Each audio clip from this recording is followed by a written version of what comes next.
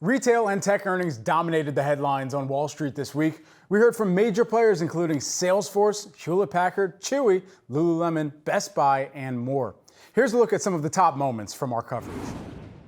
Best Buy beat on earnings for the second quarter, but joined other retailers with a less than stellar outlook for the year ahead. The company saw sales fall significantly across higher cost categories like appliances and computers, and shoppers under pressure cut back. Best Buy also warning that tech demand would hit a low in 2023. Home Depot and Lowe's saw a similar slowdown in big ticket categories during the second quarter. Target also hit hard by a pullback in discretionary spending.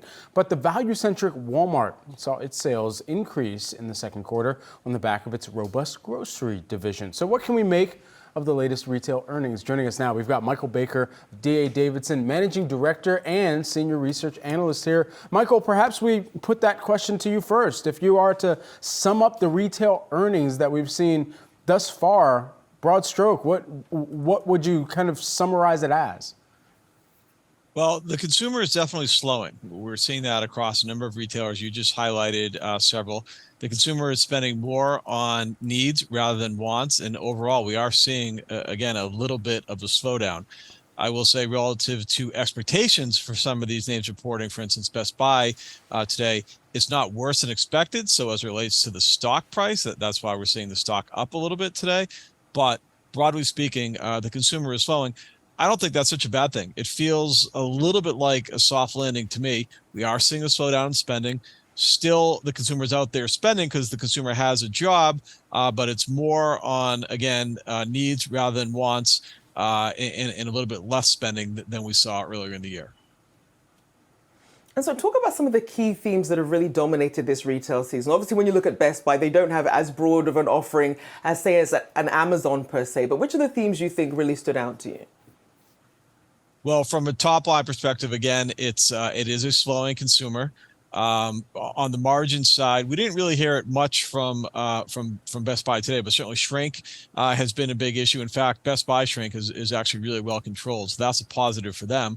But overall, we've seen some margin pressure from shrink. On the other hand, supply chain costs are getting better.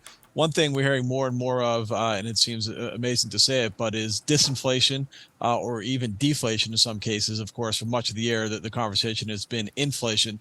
Now we're seeing a little bit of disinflation and how that actually weighs against sales in some respects, in that you're just getting a little bit less price realization. Now, theoretically, and we think as we get close to the holidays, if we are seeing a little bit of disinflation in some of the core consumable food needs-based categories, that might mean a little bit less crowding out of the wants, and we think it could help holiday sales for some discretionary items. For much of the year, it's been consumer having to wrestle with the inflation in food and then buying less of the wants. That could start to alleviate itself as we look towards the back half of the year. Yeah, I've seen some of those Best Buy associates shift into a 3-4 NFL defensive formation to control shrink, and they've done pretty good at it. To your point there, Michael. You know, as we think about Best Buy and what was reported this morning, it's particularly interesting as well in some of the categories where consumers are continuing to show that they're either looking for a big discount or waiting for a major sale or promotion to take place. What can you extrapolate from these numbers and apply towards, say, the Labor Day sales, or even further out, some of the holiday shopping season sales? Are we going to see major doorbusters and those deals that consumers have come to expect on a cyclical basis because there's inventory that needs to be moved through, or just because Best Buy is going to have to do something to entice the customers back into the store here for some of the larger ticket items? Sure. A lot there. So it is a more promotional environment. Absolutely. We are seeing it more promotional. We expect that over the holiday season. It's more because of the second thing you said. It's just to, spur demand and get people to come on in and shop. It's less about inventory. Inventory is actually pretty clean right now, not just for Best Buy, but for a lot of retailers. That was a major issue last year. Most retailers, not all, there's still some pockets of heavy inventory, but most retailers have their inventory well under control. But it is more promotional just to get the consumer to come back in. As it relates to Best Buy, the good news is a lot of it is vendor funded right now, because the vendors have the same incentive that Best Buy has, and that's to get people back in the store. So it is more promotional than last year, it's going to look, this holiday season is going to look a little bit more like it did pre-pandemic, which is those traditional doorbusters and those types of things, those types of calls to action. Best Buy did say something interesting on the call today, and that is that some of their back-to-school categories are actually doing better than expected. Typically, that bodes well for the holiday season. Back-to-school leads and points the right direction for holiday sales in 85% of the time. And so does that mean that we are to believe in, and is expected now that the worst in the tech demand and that lull is behind us? It does feel like that. So we're still down year over year. But remember, we were down 10% in the first quarter and towards the end of last year. This quarter down 6%, and they said in Best Buy is trending at down 5% in August. Still not out of the woods yet, but getting a little bit better. And Best Buy does think it's possible that holiday sales could be closer to flat. So we are trending in the right direction. There are some interesting green shoots that we heard about in talking to the company. Laptop units are actually flat year over year. That's a good sign. TV units are actually up year over year. Gaming was a strong category. So there are definitely some positive signs that we're seeing. And Michael, as we're seeing consumers continue to trade down or trade off, which of the retailers do you think are best positioned going into the holiday season and beyond, keeping in mind that we are in an interest rate higher for longer environment? Yeah, well, bigger picture, we think among the best positioned retailers this holiday season is Walmart for sure. They span the spectrum of categories, but when the consumer is trading down, we are seeing some of that. We think we think Walmart is particularly well positioned in this environment. We think the clubs as well are well positioned. A name like BJ's has added a lot to their general merchandise offering, and we think that could help their holiday seasons. Costco always does well in that kind of trade down environment as well. And so from an investor perspective here, I mean, when you think about some of the top names in retail that investors should be paying closest attention to, even amid what Corey Berry, the Best Buy CEO, continues to call a very kind of unfamiliar or all too familiar macroeconomic environment with several challenges, who would some of those top picks be? Well, it's all about expectations and what's already embedded in the stock price. And sometimes the best sales performance doesn't necessarily mean the best stock. But that being said, best ideas, again, Walmart, we think is particularly well positioned here. We like Ulta on the pullback that we've seen. We think that represents good value for a name taking market share. Another name that we highlighted as a best idea earlier in the year and has done particularly well, we haven't really talked about in this conversation, O'Reilly Auto Parts. That space is doing very well. And then the last one we'll throw out is Lowe's. Lowe's has been a particularly good stock this year. For them, it's all about closing the margin gap with Home Depot. And through new management over the last couple of years, they've been able to do that. It certainly makes sense as people try and do more at home with their cars and with their homes as well. That those are some of the companies that would also be doing well. A big thank you there to Michael Baker, D.A. Davidson, Managing Director and Senior Research Analyst. Thank you for your time this morning.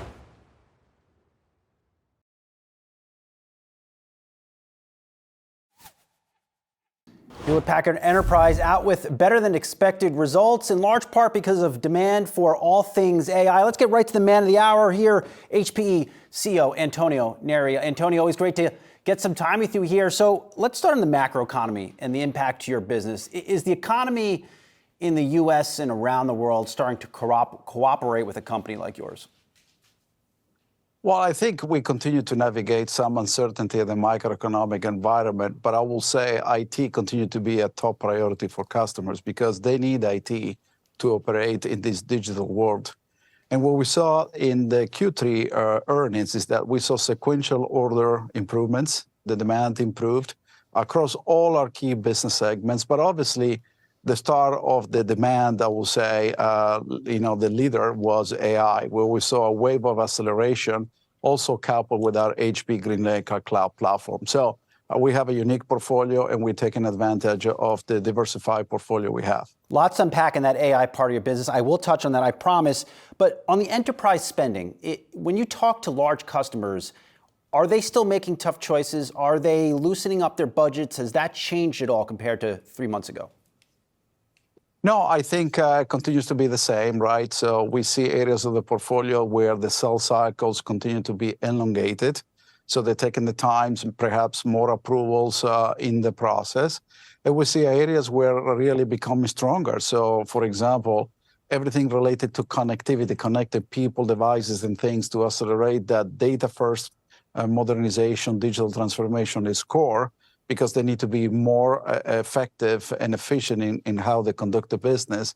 And obviously, we saw a significant uptick in AI, because everybody wants to adopt AI into the business model. So depending on the area of the portfolio, in some areas, elongated cycles, some other areas, a little bit of more frothy, if you will, but ultimately, all in the right direction, because IT will continue to grow on a long period of time. For the investors on our platform, Antonio, that may not be totally familiar with your business. You saw a large uptick in sales in the Intelligent Edge business, up 50%. Does that reflect demand for AI-related services and products? Well, remember our portfolio. So we have a cloud platform, which call it HP GreenLake, is a true hybrid cloud platform where we give customers the ability to deploy hybrid IT across the entire estate, whether it's to put workloads and data in the public cloud or on the premises in a co-location or at the edge, even more now. And so that's our HP GreenLake platform. That platform now has, under the umbrella, $12 billion in cumulative total contract value, and 5 years ago was zero. And then ultimately, we continue to drive that business through the software and services mix, which improves sequentially, again, 2 percentage points, which drive obviously higher margins. But that business grew 122% year over year. And underneath that, Brian, we have 3 core businesses. One is the edge, which is obviously the connectivity business, the networking business. That performed exceptionally well. Is the 5th consecutive quarter of record-breaking revenue and profit. Now that Intelligent Edge business represents 20% of the total company revenue and almost half of the company profit. 2 years ago, it was less than 10% and less than 15%. So massive improvement there. Is the new core, I would call it, of the company. Hybrid cloud obviously includes compute and storage, which tends to be more cyclical. But at the same time, we have a lot of infrastructure as a service and SaaS, and then obviously AI. And so when I think about our results, clearly we have transformed the portfolio. We continue to make shift to higher growth, higher gross margin areas. And now we see AI as a turbocharge in the future. And we embed AI in everything we do. But as I think about AI, think about how people train data, tune models to their data in a private, secure, responsible way. And then obviously how we use that in our production models, what we refer as AI inference models. Within your backlog figure, is there a number to parse out in terms of total AI demand? Do you have an idea on how much demand you are building in your book of business because of the AI solutions that you have? Well, it has grown triple digits, no question. And we exit Q3 with the largest ever order book in our HPC and AI segment. And that was symbiotic with the HP GreenLake, because HP GreenLake offer all of that as a service. So it's an accelerator of HP GreenLake, but also AI needs HP GreenLake to offer in a pay-as-you-go model. And then in the rest of the business, we embed AI in our SaaS offerings. Everything related to networking, compute, and storage has now more and more SaaS attached, because that software delivers the experience that the customers need through the infrastructure. And that has a component of AI now embedded and will continue to grow as we go forward. You mentioned on the earnings call, Antonio, NVIDIA. Do you work with them? Do you get chips from them? Absolutely. Can you get the chips you need from a company like that? Because all we hear from the outside looking in is that prices for these H100 chips have gone through the moon, and there are essentially only a couple companies getting the chips they need. Not really. I mean, we work extremely well with Jensen and his team. It's a fabulous team. We have an amazing relationship. In fact, I just spent more than a half a day with him and the team just 10 days ago in his headquarters in the Silicon Valley. We talk about how we grow together, how we bring both sets of assets in a way that democratizes AI for everyone. So I'm very bullish about that. And we have unique value that we bring to the table. Because let's be clear, HPE has been in the AI space for a decade. We have done AI for unique customers in academia, government, and very, very large enterprises that built specific built-for-purpose systems like supercomputers. Remember, we have deployed the largest supercomputers on the planet, and we have more to come as we look into 2024. And so it's a very symbiotic relationship. Now, our demand had outpaced any supply availability, including for NVIDIA. But what we booked in Q3, only a very small fraction actually shipped. And remember, the revenue recognition of that business has additional conditions, which is not the type of shipment, but also the time of receiving and acceptance of these massive systems we deploy. As someone that has been involved in tech for some time, Antonio, does this feel like a special time in the industry to you? And Yeah. what do you think's on tap? What's the biggest thing next year you think we'll all be talking about? Well, I think about the AI as one of the most important, if not the most important inflection point, at least in my lifetime. I compare this to what I call the Web 1.0 or the mobile shift that we saw.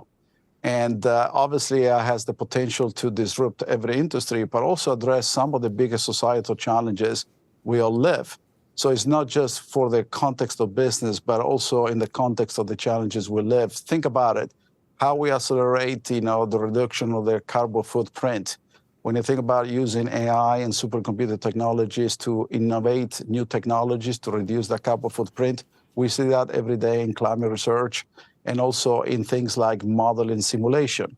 When I think about finding cures for diseases like dementia, Alzheimer, and think about COVID, the reason why we got to a vaccine in 9 months is because we had accelerated computing that allowed us to accelerate the research for these compounds that ultimately address these viruses. But there's so many use cases out there. The key here is to do it in a sustainable, responsible way. And sustainability is going to be essential because this type of accelerated compute consume a lot of power. And Hewlett Packard Enterprise is uniquely positioned to deploy the most sustainable supercomputers on the planet because we have that expertise. So we believe we're on the cusp of some revolution. What comes next, I don't know exactly, but I will say, obviously, we see quantum computing emerging along the way, neural computing as well. So it's just a remarkable time to be in this industry. And I have a lot of fun with my team tackling the challenges and the opportunities. And we've had a lot of fun following all these things that you guys continue to work on over there at HP. Antonio Neri, always great to get some time with you. We'll talk to you soon. We appreciate it. Thank you, Brian.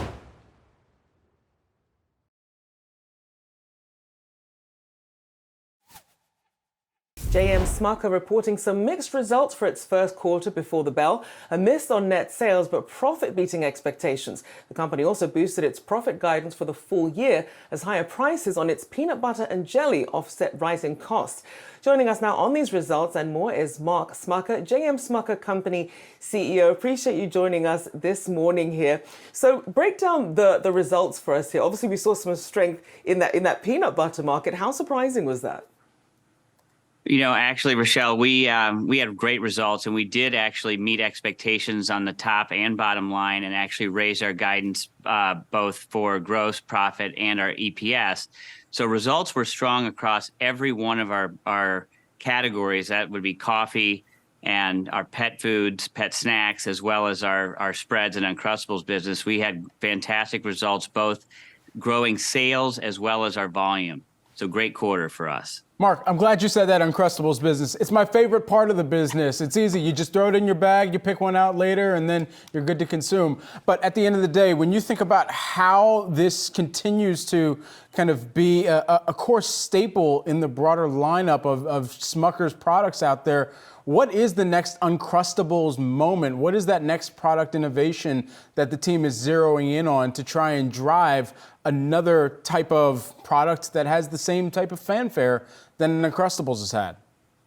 Yeah, Uncrustables is on fire. We're going to hit $800 million in sales this year. We're building our third plant, and we're still in growth mode, even on core peanut butter and jelly. Obviously, we offer peanut butter and honey, peanut butter only. We have a chocolate hazelnut execution. And in the future, we will launch more products in that same format. We're thinking about meat and cheese, egg and cheese. That would be a couple of years down the road, but it will be supported by this third plant we're building in Alabama. So lots of growth to come. And Mark, we have to talk coffee here because, that portfolio continuing to do well. A lot of consumers, they're discerning, they're trying to see, maybe I should make more coffee at home, look at some other options here. How is that market playing out, especially when you look at the cost of food inflation? Yeah, great question. Actually, our roast and ground business has been strong this quarter. We have seen a little bit of cost relief, which we've passed along to consumers by sharpening prices. But we just launched cold brew under the Dunkin' brand, and consumers are customizing, making their own often cold coffee drinks at home these days. And so that concentrated, already brewed coffee plays into them making those coffee cocktails in the morning at home. Mark, you can have jelly or jam at any time of the day, but what you just said is particularly striking here in that it might give our viewers a sense that you want to play more in breakfast when you're talking about an egg and cheese potential. Is that something that you're looking to do more of, playing more in breakfast and at the start of the day? Yeah, it's all about occasions, right? And so breakfast is clearly an occasion that our products definitely cater to, whether that's coffee or Uncrustables. And as you point out, potentially in the future, some other iterations on Uncrustables. But yes, breakfast is one of our key occasions. Peanut butter and jelly sandwiches are the #1 sandwich consumed at lunch. So breakfast and lunch are big for us. I mean, certainly getting ready for back to school, packing these school lunches, you want that quick go-to, that PB&J. Talk about the back to school influx that you're seeing, especially as parents prepare. I mean, some parents are still going to be loyal to their brands. You know, kids are very picky, especially. How much does that help when you're looking at the back to school market? Well, back to school is a key period for us, right? And our brands perform very well during this time period. And of course, PB&J, as we just discussed, is key in that. Our business has continued to grow in schools. You know, we're selling Uncrustables in schools. We're selling Uncrustables as well at universities, golf courses, and now convenience stores. So again, that product is really just a really great success story for us. Mark, the reality right now, too, on the climate front, and something that perhaps you consider as well, is that this is one of the hottest years on record. It's changed farming. It's changed getting the commodities for companies like yourselves and the natural resources to allow you to be able to create a lot of these products, too. You know, how has this shifted the operations over at Smucker and where you kind of envision the future under a climate change challenged world? You know, our operations are performing well, but we have to continue to be focused on doing the right thing for this planet. And, you know, we recently launched new climate goals. We've been very successful in, you know, reducing emissions, obviously offsetting water, you know, almost zero waste to landfill, and renewable energy. So we really want to do our part. It's really important as a company, you know, that we continue to minimize our footprint, and we will continue to focus there. And has it changed the way that you source any of the ingredients? A little bit with coffee. You know, coffee comes from 40 plus countries. We have invested in initiatives to help find different coffee trees that can perform better at hotter or lower altitudes, and without actually introducing new genetics into that. And so there's a nonprofit called World Coffee Research that we helped to fund and continue to support. So that's just one example of ways that we can support more globally some of those climate initiatives. And Mark, obviously, it's a tough time for a lot of shoppers right now, not to mention you've got student loan repayments set to restart. A lot of shoppers looking to trade off or trade down. How do you keep a competitive edge when, you know, if you're looking at, say, prices inside a Walmart for a different brand or off-brand, or pet food are cheaper? How do you manage the competition there? Well, I think the most important thing to do for us is to make sure that we're playing in all segments of our category. So if you think about coffee, and even Milk-Bone dog biscuits, we have offerings that reach the value consumer all the way to the premium consumer. So we're offering products, whether it's Folgers or Dunkin' as a more premium offering. Consumers have choice, and we're able to meet consumers where they need to be met and make sure that we're offering products that fit their budget and fit their lifestyle. We do appreciate you taking the time to join us this morning. Mark Smucker, J.M. Smucker Company CEO, thank you so much. Thank you.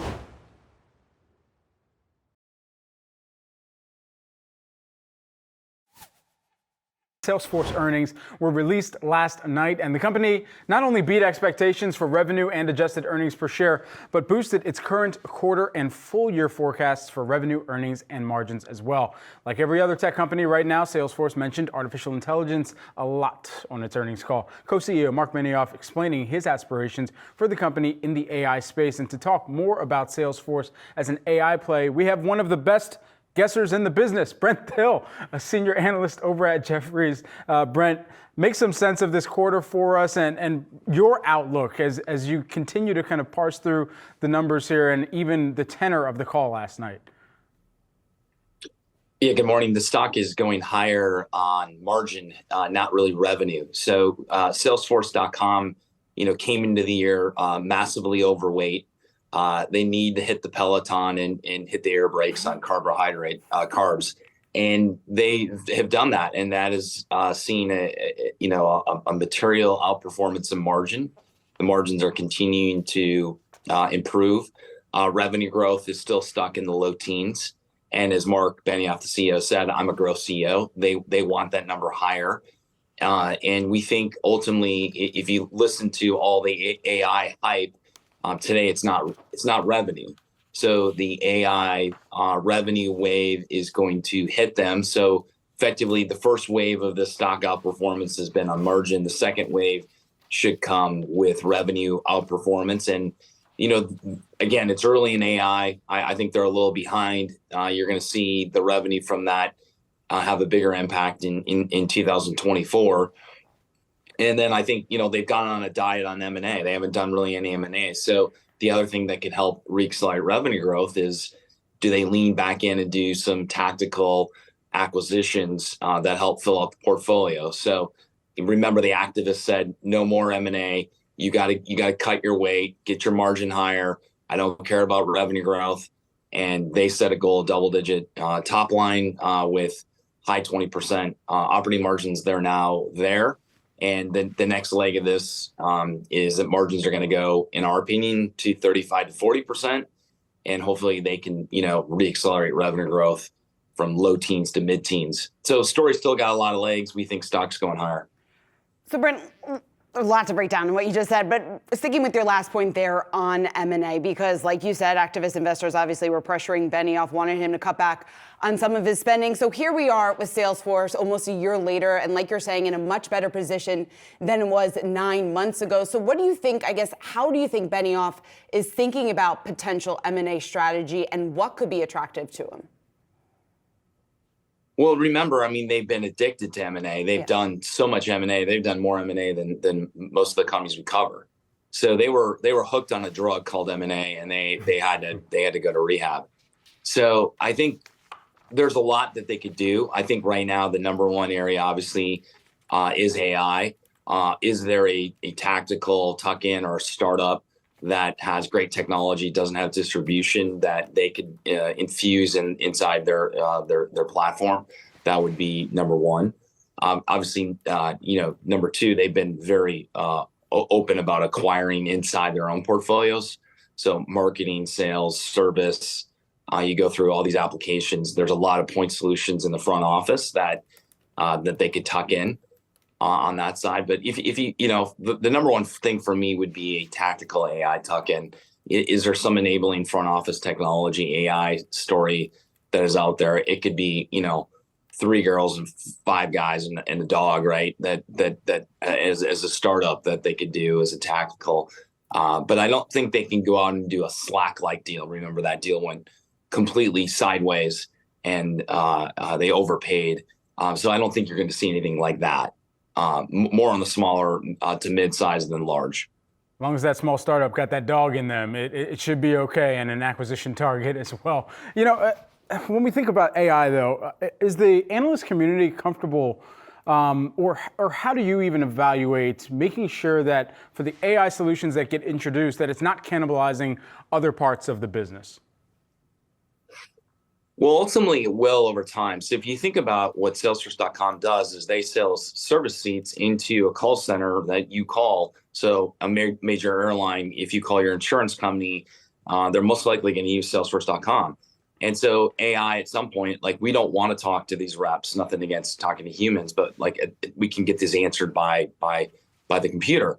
And so ultimately over time, what happens is if AI really works, it does reduce the number of seats available to them over time. Now that's a long ways out, but the flip side of this, they will charge more per seat. So if they charge $10 a seat, they can charge 20 because they're physically removing a human who's a lot more expensive than that piece of software. So I think for them, it, over time we'll see, and this is a long-term concern, not a short-term concern. The long-term concern is, is this going to reduce the number of seats available? Do you need as many sales reps or service reps? And again, I don't think that's a 2024 event. I think it's a 25 and beyond. But they will charge more per user, so their monetization will be at or greater than that before this. And then remember, a lot of people will add on. AI isn't going to fly the plane. It's basically it's going to be a co-pilot. It's not going to be the full pilot, as they call it. And so it's going to be augmenting rather than replacement. I was up at Microsoft this week looking at their AI technology. And again, it's not going to replace a human. It's going to effectively augment and make you more productive in what you do every day, get you through your emails, help you make presentations, help you prepare for that sales call. Even if you're a service agent, they may keep these bodies in place, but if you're working for a major airline, I know you're a VIP and I know that you're vegetarian and I know you like a certain drink. I'm going to do it right away based on the AI technology. And that makes you happier as a customer. You're going to come back and rebook. So again, it doesn't really mean right away we're going to have humans out of the picture. It just means it's hopefully going to be a better experience for everyone.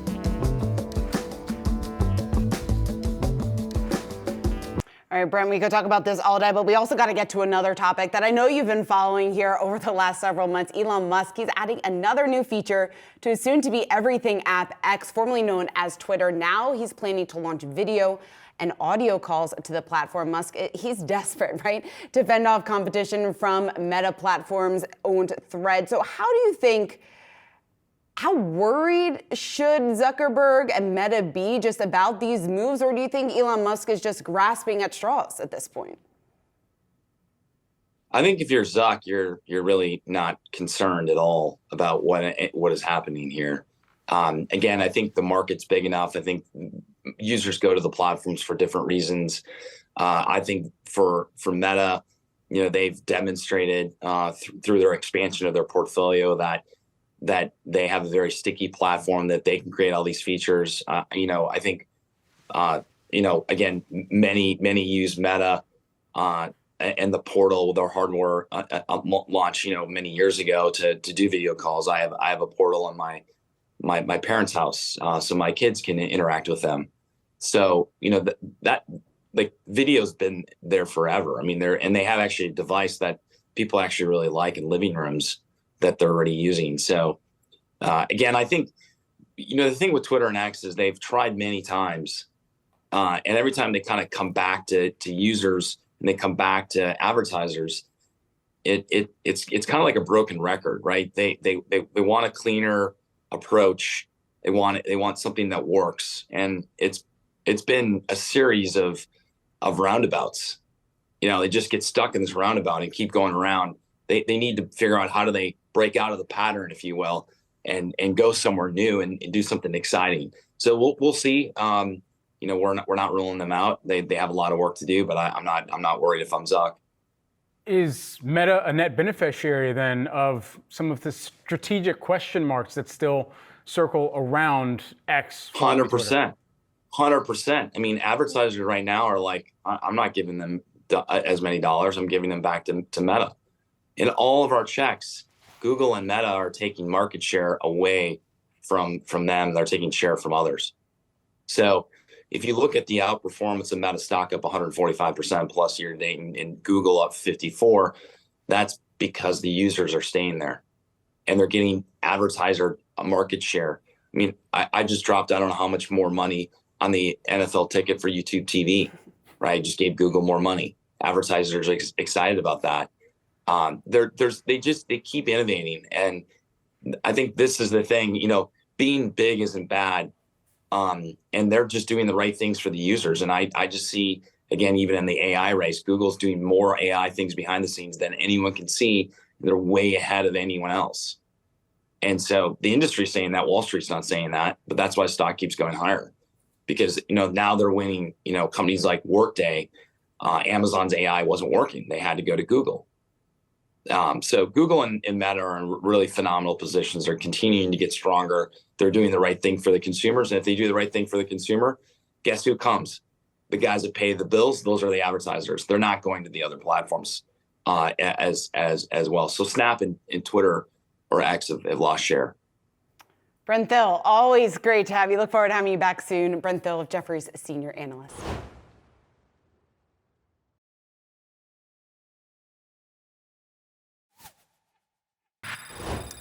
Lululemon reporting a beat on revenue but missing on earnings. However, the company boosted its net revenue forecast for the year. Shares are trading flat in after-hours trading. Here to dig into the numbers is Brian Nagel, Oppenheimer Managing Director and Senior Analyst. Brian, what do you make of this report, especially in comparison to other retailers like Dick's, for example, which certainly struggled in the quarter? Well, good afternoon. Look, I think this is a very solid report from Lululemon. We're just digging through these results right now, but if I'm looking at the numbers correctly, I think you actually had a modest beat on the top line and a modest beat on EPS as well. It looks like the EPS came in at 268, which is, maybe a 10, 15 cents better than the street number. So look, I think the results here from Lulu are very solid. Okay. Now to tie that over with Dick's, look, there was some noise in the Dick's announcement, particularly around shrink. And that's been an issue. A lot of these retailers now have been focused. But behind that, behind the shrink issue with Dick's, their results were quite solid as well. So what I think we're seeing here is, really overall within this sporting goods and this athletic space, very solid results, continued indications of solid consumer demand.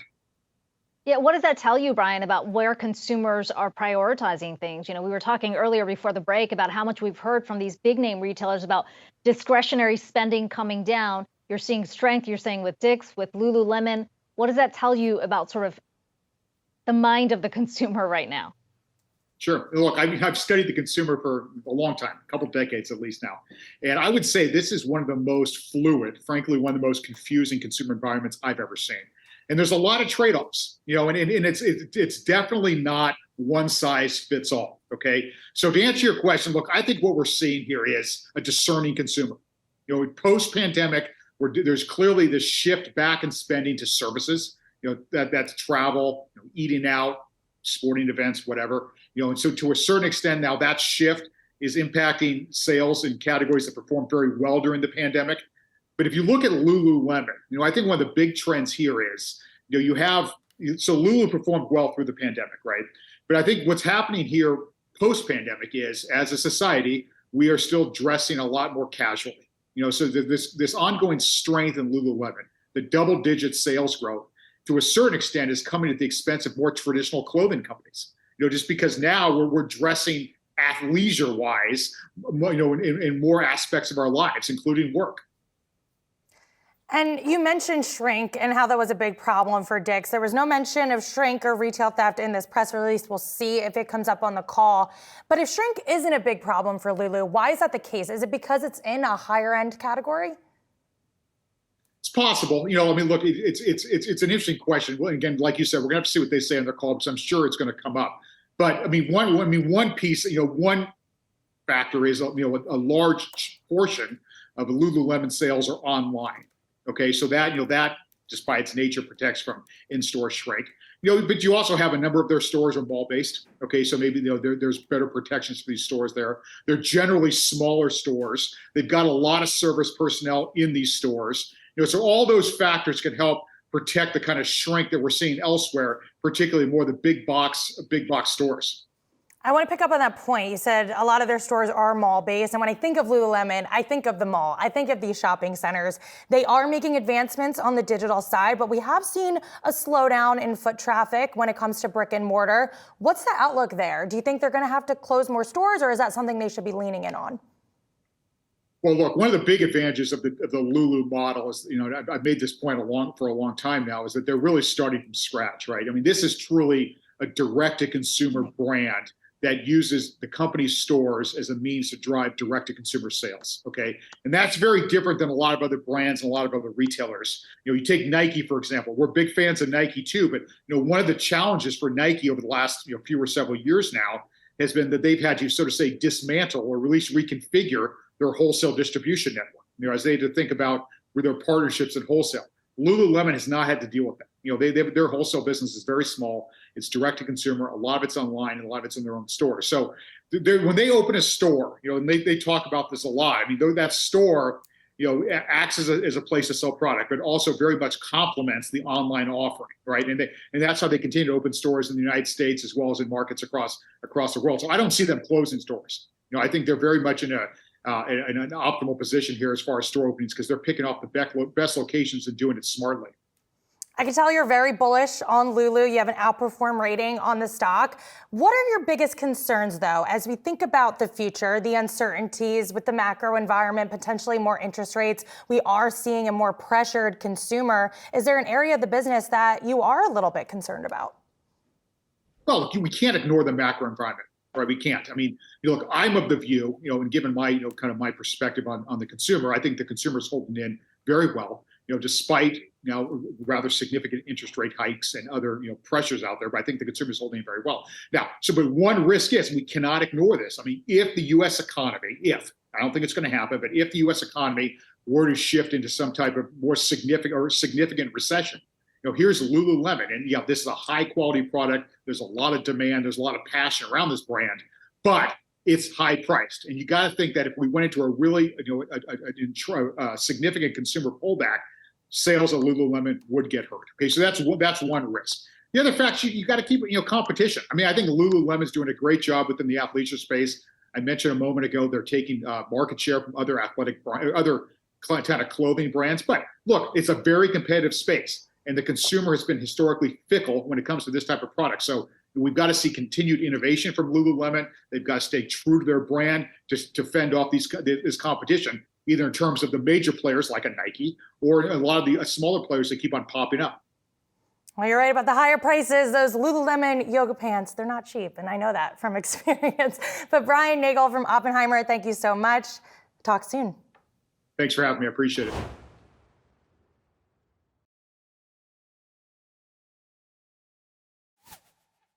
Dollar General shares are plunging this morning after slashing sales forecasts and taking a hit from a decline in store traffic. The discount retailer became the latest to warn about inventory shrink as well, joining other companies like Five Below and Dollar Tree, who also voiced concerns. Joe Feldman, who is the Telsey Advisory Group analyst, joins us now. Joe, good to have you here with us this morning.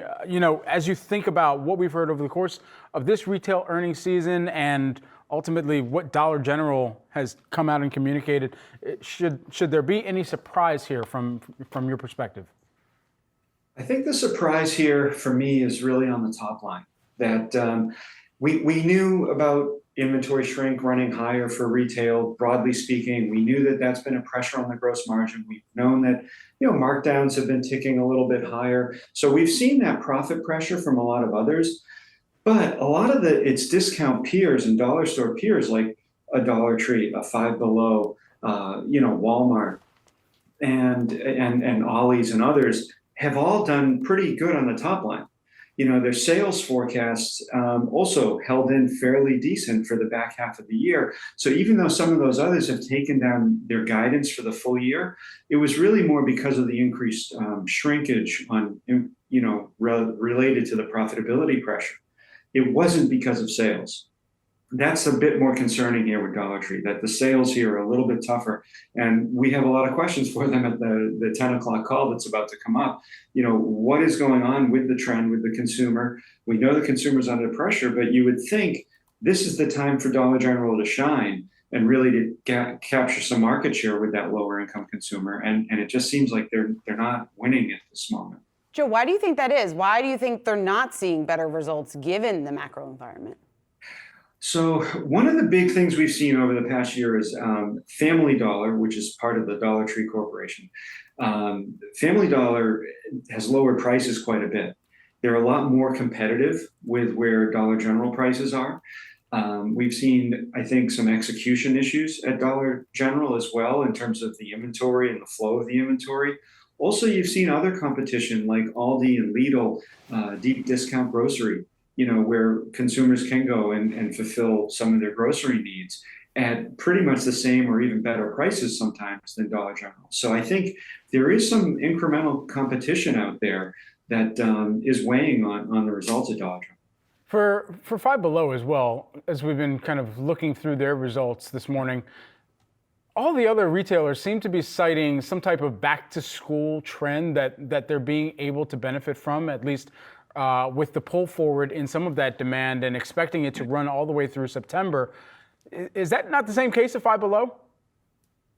Yeah, I think it actually is at Five Below. I know their guidance, for the third quarter right now is for same-store sales to be up, flat to 2%, which is kind of in line with what the street was thinking. They actually said back to school's off to a relatively decent start. They called out backpacks, especially clear backpacks, which is a new trend right now among school kids and, being mandated by some school systems. But that trend has actually been okay. So I think they've done all right. And what's interesting, again, in comparison to, say, Dollar General, traffic or transactions at Five Below were up 4.5% in last quarter versus down at Dollar General. And so that's where you see that difference, where I think Five Below, Dollar Tree, some of the others are actually getting the traffic in the stores. I know there's been a little bit more pricing pressure. There's been moderation of inflation, and I think that's starting to come through as well, why the ticket prices are coming down a little. But the traffic's been pretty good. And so we like what we heard out of Five Below. Joe, what do you think the pricing picture looks like going forward? Because some companies are able to hold prices where they are. They're still seeing that demand for their products. Others, though, if you take a look at Dollar General, they're not able, or they haven't seen that traffic really keep up with what you think it would be up until this point. So are we going to see more promotional activity, do you think, heading into the holiday season? Yeah, we're hearing from a lot of retailers that we're going to see a bit more normalized promotions, normalized meaning more like pre-pandemic levels. We're hearing a lot of retailers, like Best Buy, Walmart, others have talked about seeing consumers shopping around events like holiday time periods, whether it was, Mother's Day, July 4th, and Halloween is off to a good start, actually. And I think that we're going to see more concentration around the big events in the second half of the year, more similar to those pre-pandemic levels. Now, with that comes discounting. We're not hearing of, crazy discounting because inventory levels are in very good shape for a lot of the retailers, but we are hearing more, quote, normalized promotional levels. Remember, last year was very promotional because inventory was very high and the retailers had to clear it out. So comparatively, it may not look that bad, even though it still will feel somewhat promotional. And as I mentioned, consumers will shop more around those big events. It sounds like I need to buy my Halloween costume like this week, Joe. I mean, I'm afraid that I won't get the right one that I want. And I think there still is a fair bit of FOMO that is kind of intertwined within some of the numbers for retailers right now. If you've got this much pull forward in demand and making sure that people can get the necessary back to school things and afraid that that's going to fly off shelves, or making sure that I can look like Batman for the second time in 2 consecutive years while I'm getting my Halloween costumes. All that pull forward in demand, what does that do for a long-term picture here? Yeah, I think what we're seeing is the consumer seems to be somewhat resilient. We're hearing, the consumer is purchasing when they see newness, when they see innovation in the product. And as you mentioned, sometimes just to get ahead of the curve and not miss out on some of the items, especially as inventory has been a little bit leaner this year. I think that we're just seeing we're still on that glide path to whatever the normal levels will be. But we are seeing that big pull forward from the pandemic. We're kind of coming through the worst of that now, through the normalization period. And I think we'll see more regular inventory flows. We're seeing that inventory can get in stock much more quickly and readily as if it was before the pandemic. So with that, it allows customers to shop closer to need or pull forward when they want to if there's a shortage of inventory. But I think that the normalization is what we're seeing and what we would expect going forward.